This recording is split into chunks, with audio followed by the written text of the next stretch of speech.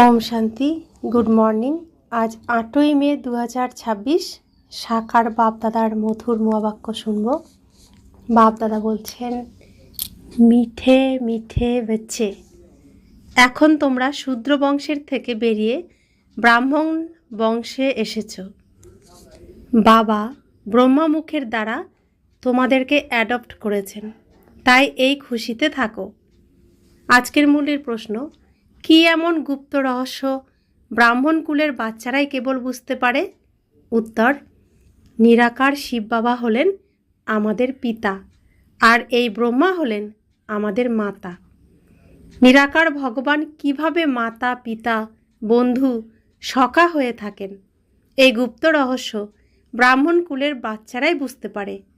তার মধ্যেও যারা দৈবী কুলের উচ্চপদ প্রাপ্ত করার হবে, তারাই এই রহস্য যথার্থভাবে বুঝতে পারবে। ওম শান্তি। বাচ্চারা বসে আছে, বুঝতে পারছে যে আমাদের বাপ দাদা এসে গেছেন। তো বাচ্চারা বুঝতে পেরেছেন এখন আমরা শিব বাবা এবং শ্রীকৃষ্ণের সাথেই আছি। তারা এসে গেছেন, আমাদের উপর গোবর্ধন পর্বত ধরে রেখেছেন, যাতে দুঃখের পাহাড় আমাদের উপর ভেঙে না পড়ে। আমরা শিব বাবা এবং শ্রীকৃষ্ণের ছত্রছায়ায় সুরক্ষিত। তাই বলবে যে বাপ দাদা এসে গেছেন। তিনি টিচারও, বাবা দাদাকে ছাড়া কিছুই বলতে পারেন না। বুদ্ধিতে ধারণ করতে হবে, কেননা এটা হলো নতুন কথা, তাই না? অজ্ঞানকালে স্মরণ করে সিঙ্গেলকে, বলে আমাদের গুরু অমুক জায়গায় আছেন, তার শরীরের নাম জানে। আমাদের বাবা, আমাদের মা অমুক জায়গায় আছেন, তার নাম রূপ সব কিছুই আছে। মানুষ তাকে শর্ট করে দিয়েছে। মানুষ তো যা কিছু বানিয়েছে তাতে কিছু না কিছু ভুল আছে। যদিও গীত আছে, তমেব মাতাস্য পিতা তমেব, এটা একজনের জন্যই গাওয়া হয়ে থাকে, ব্রহ্মার জন্য বলে না, কেননা তার নাম রূপ বুদ্ধিতে আসে না। না বিষ্ণুর না শঙ্করের আসে। গাইতে থাকে যে তুমি মাতা পিতা, আমরা বালক তোমার। তুমি মাতা পিতা, আমরা বালক তোমার। তাতেও বুদ্ধি উপরের দিকেই যায়। শ্রীকৃষ্ণকে কেউ স্মরণ করতে পারে না, তবুও নিরাকারকেই স্মরণ করবে, তার মহিমা আছে। আমরা যখন হে ভগবান, হে প্রভু বলি, তো সামনে কোনো মূর্তি আসে না, শূন্য, অর্থাৎ বিন্দুই আসে। তাই বাবা বোঝাচ্ছেন যে এখানে যখন বসে আছো, তখন লৌকিক সম্বন্ধের থেকে বুদ্ধির চোখ সরিয়ে পারলৌকিক বাবাকে স্মরণ করো, কেননা এই সময় তিনি সম্মুখে বসে আছেন। ভক্তিমার্গে যখন গাইতে থাকে, তখন চোখ উপরের দিকে তাকিয়ে গাইতে থাকে, তুমিই মাতা পিতা, তুমি হে ভগবান বলে স্মরণ করতে থাকে। ভগবান যখন বলে, তখন শিবলিঙ্গকেও স্মরণ করে না, তোতা পাখির মতো এই রকম গাইতে থাকে। লক্ষ্মীনারায়ণের জন্য এরকম বলা যায় না। এনারা তো হলেন মহারাজা মহারানী, তাদের বাচ্চারাই কেবল তাদেরকে মাতা পিতা বলবে, বন্ধু বলবে না। ভক্তরা গাইতে থাকে হে পতিত পাবন, কিন্তু এটাও বুদ্ধিতে আসে না যে শিবলিঙ্গ হবে, এরকম বলে দেয়। হে ভগবান, হে ভগবান কে বলছে, কাকে বলছে, কিছুই জানে না। যদি এই জ্ঞান থাকতো যে আমি হলাম আত্মা, তাকে ডাকছি, তাহলে এটাই বুঝতে পারত যে তিনি হলেন নিরাকার পরমাত্মা, তার রূপই হলো লিঙ্গস্বরূপ। যথার্থভাবে কেউ বাবাকে স্মরণ করে না। তার থেকে প্রাপ্তি কী হবে, কবে হবে, এসব কিছুই জানে না। তোমরাও জানতে না, এখন তো বাবার হয়েছ। তোমরা জানো যে আমাদেরকে শিব বাবা ব্রহ্মার দ্বারা নিজের বাচ্চা বানিয়েছেন। এই ব্রহ্মা হলেন মা। এই ব্রহ্মা মাতার দ্বারা শিব বাবা অ্যাডপ্ট করেছেন।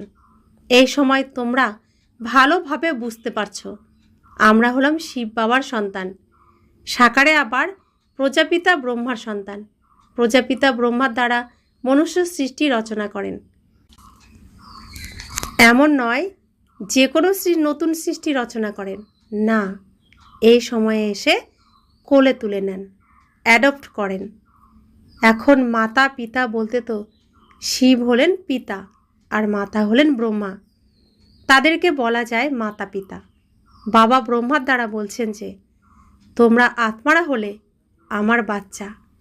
তারপর আমাদেরকে বসে পরিচয় দিচ্ছেন যে আত্মা কি। তারা বলেও যে ভ্রুকুটির মাঝখানে থাকে আকাশের তারার মতো, আর কিছুই জানে না। গীতাতে এই কথাটিই আছে। অর্জুনকে যখন শ্রীকৃষ্ণ বোঝাচ্ছেন তুমি দেহ নাও, তোমার দেহ মৃত, তোমার আত্মীয় স্বজন রূপে যে দেহগুলো আছে সেই দেহগুলোও মৃত, তো এটা মরেই পড়ে আছে, তুমি আর নতুন করে কি মারবে, তুমি তো শুধু অভিনয় করবে। আত্মা চৈতন্য, তুমি নিজেকে আত্মা নিশ্চয় করো, তুমি দুই ভ্রুকুটির মাঝখানে জ্বলজ্বল করো আজব তারা। এটুকুই আছে, কিন্তু আত্মা কে, আত্মা কোথা থেকে এসেছে এই মৃত শরীরের মধ্যে, আত্মার পিতা কে, আত্মার বাড়ি কোথায়, তার কোনো কিছু বর্ণনা নেই। এটা বলতে পারে না যে আত্মা 84 জন্ম ভোগ করে, আত্মা শরীরের দ্বারা পার্ট প্লে করে, ভিন্ন ভিন্ন নাম রূপ দেশ কাল থেকে আত্মা এক শরীর ত্যাগ করলে তো সমস্ত পরিবারই বদলে যায়। কেউ অ্যাডপ্ট করলে তখন পরিবারই বদলে যায়। মাতা পিতা যার দ্বারা জন্ম নিয়েছে তাদেরকেও জানে, আবার যে অ্যাডপ্ট করছে তার ঘরের হয়ে যায়। এখানে তোমরা শূদ্র বংশের থেকে বেরিয়ে এখন ব্রাহ্মণ বংশে এসেছো। ব্রহ্মার শরীরের দ্বারা তোমাদেরকে দত্তক নিয়েছেন, তোমরা তো ব্রাহ্মণ কুলে এসে গেছো। এইসব কথা শাস্ত্রে লেখা যায় না, এটা বোঝানো যায়, লেখা হলে কেউ বুঝতে পারবে না। এখন বাচ্চারা তোমরাই জানো যে আমরা পরমপিতা পরমাত্মার সন্তান হয়েছি, ইনি হয়ে গেলেন মা।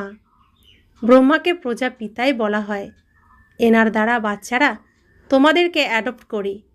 এসব কতই না গুপ্ত কথা, সামনে না বসলে কেউই বুঝতে পারবে না।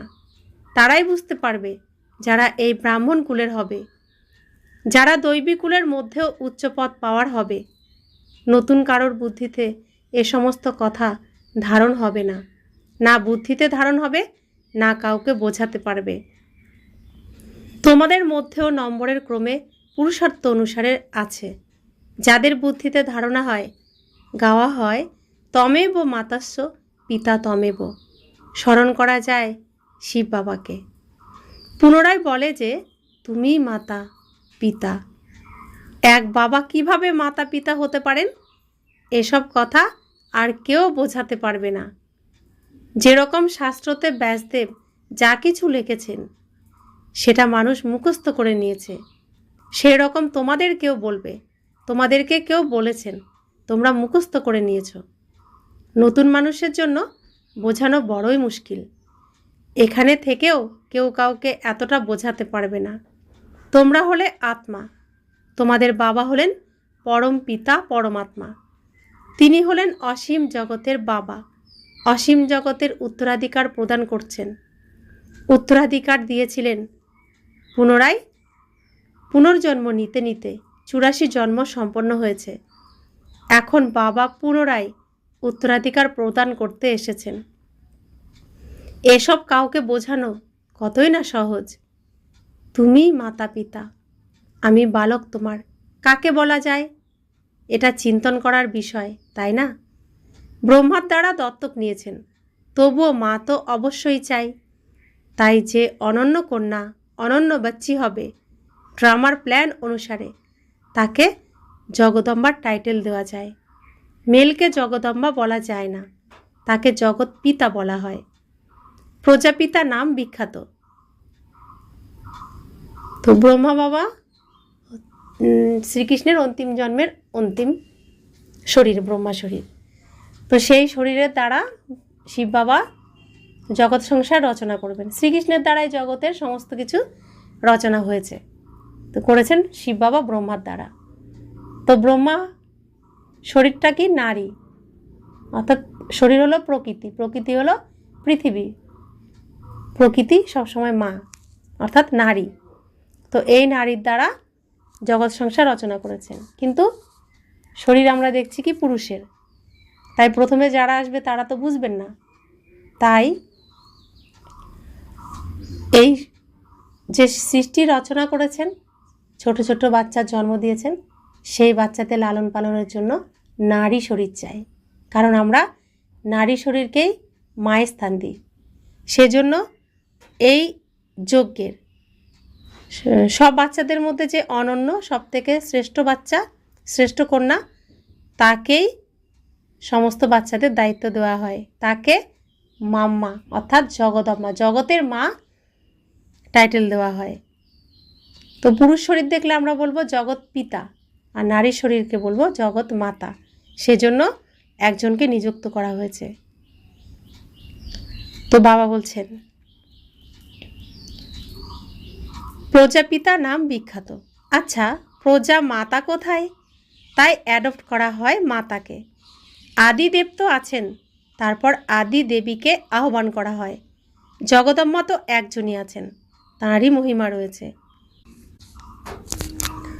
জগৎ অম্বাকে কেন্দ্র করে অনেক মেলা বসে, কিন্তু তার কর্তব্যকে কেউ জানে না। কলকাতাতে কালী মন্দির আছে, বম্বেতেও জগদম্মার মন্দির আছে, মুখমণ্ডল আলাদা আলাদা হয়। জগদম্মা কে এটা কেউ জানে না, তাকেও ভগবতী বলা হয়। এখন জগদম্বাকে ভগবতী বলা যায় না, তিনি হলেন ব্রাহ্মণী, জ্ঞান জ্ঞানেশ্বরী। তিনিও বাবার থেকে জ্ঞান প্রাপ্ত করেছেন। তো জগৎ অম্বা জগতের মা, তো তিনি সরস্বতী, প্রথমে জ্ঞানের ভাণ্ডার পেয়েছেন, তারপরে শক্তির ভাণ্ডার পেয়েছেন, জগৎ অম্বা হয়েছেন, সকলের তিনি মাতা হয়েছেন। কিন্তু তাকে ভগবতী বলা যায় না, কারণ তিনি তো নিজেও পুরুষার্থী, ব্রাহ্মণী, ব্রহ্মার কুমারী সরস্বতী, জ্ঞান জ্ঞানেশ্বরী, তিনি জ্ঞানের ভাণ্ডার পেয়েছেন, তিনিও বাবার থেকে জ্ঞান প্রাপ্ত করেছেন। তোমরা সবাই হলে জগদম্মার বাচ্চা। জ্ঞান শুনে তারপর সবাইকে শোনাও। তোমাদের ধান্দাই হলো এটা। তোমাদেরকে এখন ঈশ্বর পড়াচ্ছেন, কোনো মানুষ পড়াচ্ছেন না। এই ব্রহ্মাও তো হলেন মানুষ, মানুষ কোনো মানুষকেই কখনো পবিত্র বানাতে পারে না। মানুষের বুদ্ধি এতই বোকা হয়ে গেছে যে কিছুই বুঝতে পারে না। পতিত পাবন তো হলেন এক বাবা, তিনি আসেনি পতিতকে পাবন বানাতে। এই সমগ্র দুনিয়া তমপ্রধান হয়ে গেছে, সবাই হলো পতিত।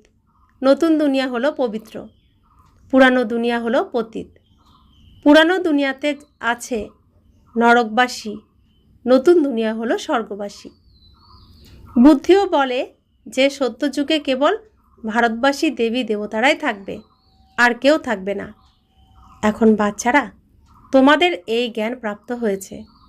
নতুন দুনিয়াতে সর্বপ্রথম সূর্যবংশী দেবতারা ছিলেন, পুনরায় চন্দ্রবংশী হলে তো সূর্যবংশী পাস্ট হয়ে যায়, চন্দ্রবংশীর পর পুনরায় বৈশ্যবংশী।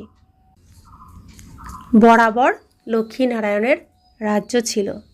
তো পৃথিবী স্টেজে নাটকটা শুরু হয় সূর্যবংশী দিয়ে। প্রথমে সূর্য ওঠে, তারপরে তো বিকেলে চাঁদ, সন্ধ্যাবেলায় চাঁদ ওঠে। তো প্রথমে সূর্য, তারপরে চাঁদ, তারপরে সন্ধ্যার পরে ধীরে ধীরে সব রাতের দিকে আলো কমতে থাকে, বৈশ্য হয়ে যায়, আরও গভীর রাতে আরও আলো কমে সম্পূর্ণ অন্ধকার। তো ভূতেদের রাজ্য হয়ে যায়, শূদ্র হয়ে যায় সকলে। তো বাবা বলছেন বরাবর লক্ষ্মীনারায়ণের রাজ্য ছিল। আচ্ছা, তার আগে কি ছিল এটা কেউ বুঝতে পারে না। বাচ্চারা, তোমাদেরকে বাবা এখন চক্রের রহস্য বোঝাচ্ছেন। তারপরে হলো বৈশ্যবংশী, কলিযুগে হয় শূদ্রবংশী। এখন তোমরা জেনেছ যে আমরা ব্রাহ্মণ হয়েছি, তোমাদেরকে বাবা নিজের বানিয়েছেন, অর্থাৎ শূদ্র ধর্ম থেকে দেবতা ধর্মে ট্রান্সফার করেছেন। এখন সূর্যবংশী চন্দ্রবংশী তো নেই, না লক্ষ্মীনারায়ণের রাজ্য আছে, না রাম রাজ্য আছে। এখন হলো কলিযুগের অন্ত। কলিযুগের পর সত্যযুগ আসবে। কলিযুগে এই পুরানো পতিত দুনিয়া আছে, মহান দুঃখ আছে। এজন্য দেবতাদের কাছে গিয়ে মহিমা গান করে, মাথা ঠোকে। আচ্ছা, লক্ষ্মীনারায়ণকে এই রাজ্য কে দিয়েছিলেন? কেউ তো আছে যে বলতে পারে? এসব কারো চিন্তাতে আসবে না, কেননা বুদ্ধিতে আছে কলিযুগ এখনও বাচ্চা। 40,000 বছর অবশিষ্ট আছে। তো শাস্ত্র থেকে আমরা জেনেছি রাবণ সত্যের কাছে পৌঁছে যাতে আমরা না যেতে পারি, সেই জন্য অনেক রকম ক্রিটিক্যাল বুদ্ধি প্রয়োগ করেছে শাস্ত্রের মাধ্যমে। তো 40,000 বছর এখন অবশিষ্ট আছে, তাহলে আমরা সত্যযুগের জন্য এখন রেডি হব না? তাহলে রাবণ রাজ্য এখন অনেক দিন থাকবে, রাখবো তো আমরাই। সেই জন্য তো 40,000 বছর বলে দিলে এসব নিয়ে চিন্তাই করব না, এই জন্য এসব চিন্তাই আসে না। এখন তোমাদের এই চিন্তা আসে। কোনো বাচ্চা বলে যে আমি স্মরণ করতে পারি না। কেন পারো না? কেননা সকাল সকাল উঠে স্মরণে বসে ধারণা করে না, বুঝতে পারে তথাপি কাউকে বোঝাতে পারে না। এটা তো অবশ্যই হবে। সবাই একরস বুঝদার হতে পারবে না, বুঝদারও চাই, অবুঝও চাই। অনেক বুঝদার তো গিয়ে রাজারানী হবে। যত যে বেশি বুঝবে আর বোঝাবে তাদেরই নাম খ্যাত হবে। প্রদর্শনী হয় তো লেখে যে বাবা অমুককে পাঠাও, তাহলে কি তুমি বোঝাতে পারবে না? বাবা তার প্র্যাকটিস অনেক বেশি, বাবা তার প্র্যাকটিস অনেক বেশি। বাবা আমি একটু কাঁচা। বাবা নিজেও বলেন যে কোথা থেকে যদি নিমন্ত্রণ এলো লিখে পাঠাও, কে কে আছে, তখন দেখব কাকে কাকে পাঠানো যায়। সন্ন্যাসীদের বোঝানোর জন্য এই নিমন্ত্রণ কি? তাহলে তো অনেক ভালো ব্রহ্মাকুমারীকে পাঠাতে হবে। আচ্ছা, কুমারকা, প্রকাশমণি দাদি আছে, মনোহর আছে, গঙ্গে আছে, এদের মধ্যে কাউকে পাঠিয়ে দেব। বাচ্চা তো অনেক আছে, জগদীশকে পাঠিয়ে দাও, রমেশকে পাঠিয়ে দাও। তোমরাও বুঝতে পারো যে একে অপরের থেকে সুদক্ষ। তো এরা আদি রতন। বাবা নিজে হাতে এই রত্নদের তৈরি করেছেন, পরিষ্কার পরিচ্ছন্ন করে একদম রত্ন তৈরি করেছেন। যেরকম জজ বা ম্যাজিস্ট্রেট হয়ে থাকে, একে অপরের থেকে সুদক্ষ হয়। গভর্নমেন্ট জানে যে একজন অপরজনের থেকে দক্ষ, তবেই তো কেস একজনের থেকে আরেকজনেরটা উপরে যায়। এরপর হাইকোর্টে যাও, তারপর তার থেকেও উপরে। তিনিও যদি জাজমেন্ট ঠিক না দেন তাহলে তার থেকেও উপরে যাবে। এদের উপর তোমরা করুণা করো। এখন এসব কথা এখানেই হয়। সত্যযুগ ত্রেতাতে তো হয় না। পুনরায় দাপরে রাজা রানীর রাজ্য হয়, সেখানে তো মহারাজা মহারানীকেই কেস সামলাতে হয়। কেস হবেও খুব অল্প। এখন তো তমপ্রধান পতিত, তাই না? তাই বাদশাহের কাছে কেস গেলে তো অল্প শাস্তি দিয়ে দেবেন, বেশি ভুল হলে তো বেশি শাস্তি দেবেন। এখানে তো অনেক জাজ উকিল আছে, কতই না কারবারের মধ্যে পার্থক্য আছে। সত্যযুগে কি হয় এটা কারো জানা নেই। এখন বাবা বোঝাচ্ছেন যে কাউকে জিজ্ঞাসা করো, এই লক্ষ্মীনারায়ণকে জানো? যেরকম বিড়লারা অনেক মন্দির বানায়, বিড়লারা লক্ষ্মীনারায়ণের মন্দির বানায়। তো কোনো ভালো বাচ্চা থাকলে তাকে চিঠি লিখবে, বিড়লাকে চিঠি লিখবে, তোমরা লক্ষ্মীনারায়ণের মন্দির তো অনেক বানিয়েছ। এনাদের এই রাজধানী কিভাবে প্রাপ্ত হয়েছে? যখন সত্যযুগের আগে কলিযুগ ছিল, কলিযুগে কিছুই নেই। দেবতাদের তো কারো সাথে যুদ্ধ হবে না। যুদ্ধ করে কেউ বিশ্বের মালিক হতে পারে না। বিশ্বের মালিক যারা ছিলেন তাদেরই এই লক্ষ্মীনারায়ণের চিত্র রাখা হয়। বিশ্বের মালিক ছিলেন লক্ষ্মীনারায়ণ, তাদেরই এই লক্ষ্মীনারায়ণেরই চিত্র রাখা হয়। এখন হলো কলিযুগ, এখানে যুদ্ধ হয় হাতিয়ারের দ্বারা। বাবা বুঝিয়েছেন যে খ্রিস্টান ধর্মের আত্মারা নিজেদের মধ্যে একতা এসে যায় নিজেদের মধ্যে ভালোবাসা রাখে তো বিশ্বের মালিক হতে পারবে। কিন্তু বিশ্বের মালিক তো লক্ষ্মীনারায়ণ হবেন। বুদ্ধি বলে যে এরা নিজেদের মধ্যে যদি এক হয়ে যায় তাহলে মালিক হতে পারবে, কিন্তু সত্যযুগের কিং কুইং তো কেউ হতে পারে না। ড্রামাই এরকম তৈরি হয়ে আছে, তো খ্রিস্টানরা লক্ষ্মীনারায়ণ হতে পারবে না। ড্রামাতে এরকমই আছে, অর্থাৎ নাটকের মধ্যে সিন এমনই আছে। কিন্তু খ্রিস্টানরা যদি নিজেদেরকে পরিবার মনে করে, আপন মনে করে, এক হয়ে যায়, তাহলে তারাই তো বিশ্বের মালিক। কিন্তু নাটকের মধ্যে এই সিন নেই। তাই বাবা বলছেন, এখন আমরা পুনরায় যোগ বলের দ্বারা স্বর্গের উত্তরাধিকার গ্রহণ করছি। তোমরা বলতে পারো যে কল্প পূর্বেও সঙ্গম যুগে বাবার দ্বারা এই পদ প্রাপ্ত করেছিলাম। 84 জন্ম সম্পন্ন হয়েছে, পুনরায় উত্তরাধিকার গ্রহণ করছি। তো পুরো নাটকের সিন বাবা আমাদের বলে দিলেন, জানিয়ে দিলেন। শুরু থেকে শেষ পর্যন্ত নাটকের সমস্ত কাহিনী বললেন। তো শুরুতে কেমন হবে, মাঝে কেমন হবে, শেষে কেমন হচ্ছে, সমস্ত কিছুই তিনি আমাদের খুব পরিষ্কারভাবে, সহজভাবে, সরলভাবে বুঝিয়েছেন। বাবা বলছেন এখানে 84টি চরিত্র অভিনয় করো, তো 84 জন্ম সম্পন্ন হয়েছে। তো 84 চরিত্র সম্পন্ন হয়ে গেছে, অর্থাৎ 84টি যে চরিত্র অভিনয় করার ছিল সেটা আমাদের কমপ্লিট হয়ে গেছে। এখন আমরা আবার সিনেমায় অভিনয় করার জন্য প্রস্তুত হচ্ছি। বাবা দেখছেন এই বাচ্চাগুলো, আমার এই বাচ্চারা প্রথমে অভিনয় করতে চলে যাবে, তো ওদেরকে আর খাওয়াতে পারবো না, আমার কাছে তো ওরা থাকবে না। তাই তিনি পৃথিবীতে আসেন আমাদের জন্য, আমাদেরকে খাওয়ানোর জন্য। স্টেজে চলে গেলে, অভিনয় করতে চলে গেলে তখন আর খেতে পারবো না। আর আমরা খাই কারেন্ট, সুখের কিরণ, শান্তির কিরণ, প্রেমের কিরণ, আনন্দের কিরণ, পবিত্রতার কিরণ, জ্ঞানের কিরণ, শক্তির কিরণ। আমরা খাই কারেন্ট, আত্মা কারেন্ট খায়, কারণ আত্মা প্রকাশ, আলো। তো কারেন্ট দ্বারাই আত্মা চার্জ হবে। তো বাবাও প্রকাশ স্বরূপ, তিনিও কারেন্ট। তো তিনি এসে আমাদের এই শরীররূপী কভারটাকে খুলে আত্মার সাথে বাবার তার জুড়ে দেন। তো বাবার থেকে আমরা কারেন্ট নিই, অর্থাৎ এনার্জি, পাওয়ার নিই। পাওয়ার নিয়ে আমরা সম্পূর্ণ ফুল চার্জ হয়ে যাই। তো যে যেমন চার্জ হবে সে স্টেজে সেভাবেই অভিনয় করবে। যারা ফুল চার্জ হবে তারা কলিযুগেও লাস্ট পর্যন্ত সুস্থ শরীরের অধিকারী হবে।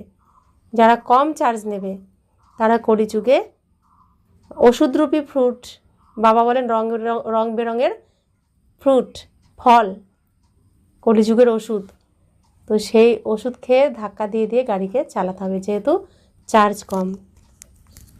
তাই এ সময় বাবা চার্জ করছেন, সম্পূর্ণ চার্জ, ফুল চার্জ হতে হবে। বাবা খাওয়াচ্ছেন, তো পুরো পেট ভরে, মন ভরে খেয়ে নিতে হবে। এখন ফুল চার্জ হয়ে যেতে হবে। अच्छा, मीठे मीठे सिकिलते बच्चों प्रति माता पिता बाप दादा का याद प्यार और गुड मॉर्निंग। रूहानी बाप की रूहानी बच्चों को नमस्ते। हम रूहानी बच्चों की रूहानी माता पिता बाप दादा को याद प्यार, गुड मॉर्निंग और नमस्ते नमस्ते नमस्ते। शुक्रिया बाबा, शुक्रिया बाबा, शुक्रिया। धारणार जन्य मुख्य सार। प्रथम धारणा, निजेर मध्य धारणा करा और अन्यदेरके करानोर जन्य सकाल सकाल उठे बाबार स्मरणे बसते हबे। जेटा बुझेछो सेटा अन्यदेरकेও বোঝানোর প্র্যাকটিস করতে হবে। দ্বিতীয় ধারণা, লৌকিক সম্বন্ধের থেকে বুদ্ধির চোখ সরিয়ে এক পারলৌকিক বাবাকে স্মরণ করতে হবে। বাবার থেকে যে জ্ঞান প্রাপ্ত হয়েছে সেটা শুনে সবাইকে শোনাতে হবে। এটাই হলো তোমাদের কারবার। বরদান, সমাহিত করা শক্তির দ্বারা একমতের বাতাবরণ বানানো দৃষ্টান্ত রূপ ভব। একই রকমের মণি যারা একে এরই লগনে আর একর স্থিতিতে স্থিত, একের মতেই চলে, নিজেদের মধ্যে সংকল্পেও একমত থাকে, তারাই মালার দানা হয়। কিন্তু একমতের বাতাবরণ তখন হবে যখন সমাহিত করার শক্তি থাকবে। যদি কোনো কথাতে ভিন্নতা হয়ে যায় তো সেই ভিন্নতাকে সমাহিত করে নাও। তখন নিজেদের মধ্যে একতার দ্বারা নিকটে আসবে আর সকলের সামনে দৃষ্টান্ত রূপ হবে। স্লোগান: প্রত্যেক সংকল্প, বাণী আর কর্মে আত্মিকতা ধারণ করো, তখন সার্ভিসের উৎকর্ষতা, রৌনক আসবে। অব্যক্ত ইশারা: সদা অবিচল অনড় একরস স্থিতির অনুভব করো। কোনো কষ্টদায়ক সিন দেখেও নাথিং নিউ। যাদের এই নাথিং নিউ এর পাঠ পাক্কা হয়ে থাকে তারা ঘাবড়ে যায় না। কি হয়েছে, কিভাবে হয়েছে, এটা হয়েছে। সমাচার দেখে বা শুনেও ড্রামার ভবিতব্যকে শক্তিশালী হয়ে দেখো আর অন্যদেরকে শক্তি দিতে থাকো। দুনিয়ার মানুষ ঘাবড়াতে থাকে আর তোমরা একরস স্থিতিতে থেকে সেই আত্মাদেরকে শক্তিশালী করতে থাকো। যারা সম্পর্কে আসবে তাদেরকে শক্তির, শান্তির দান দিতে থাকো। এখন এই পৃথিবীর স্টেজে হালচালের সিন, নানান কিছু হালচালের সিন, ভয়ভীত হওয়ার সিন। বাবা বলছেন তোমরা সব কিছুই জানো, তোমাদেরকে বহুবার বোঝানো হচ্ছে, অনেক দিন ধরে বোঝানো হচ্ছে। তো তোমরা এখন যারা দুর্বল, যারা এই সিন দেখতে পাচ্ছে না, তাদের শক্তি দাও আর শান্তি দাও। নিজে স্থির থাকো। তোমার দায়িত্ব এখন শান্তি স্থাপন করা, অশান্তির পরিবেশে শান্তি স্থাপন করা। এটাই আমাদের এখন কর্তব্য। বাবা শান্তি স্থাপন করতে এসেছেন, আমাদেরকেও শান্তি স্থাপন করতে হবে, বাবার সহযোগী হতে হবে। আমরা শান্তি দূত, আমরা শান্ত স্বরূপ আত্মা। শান্তি আমাদের ধর্ম। ওম শান্তি।